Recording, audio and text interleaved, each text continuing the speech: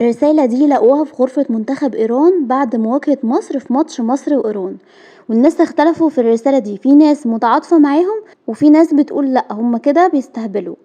فأنا هقول لكم نص الرسالة وانتوا شاركونا برأيكم في التعليقات. نحن نأتي من إيران، أرض تضع الشرف فوق الانتصار منذ آلاف السنين. كرة القدم بالنسبة لنا ليست مجرد منافسة على النتائج، بل اختبار للشخصية. قد تتحقق النقاط بطرق عديدة، لكن الاحترام لا يكتسب إلا بالنزاهة. قد تتأهل الفرق، لكن فقط بالعدالة والشرف يبقى الرأس مرفوعا أمام التاريخ. الروح الرياضية ليست مجرد بند في قوانين اللعبة، بل هي روحها. شكرا سياتل على الضيافة، شكرا يعني مدينة سياتل، وشكرا لكل إيراني دعمنا بقلبه وصوته.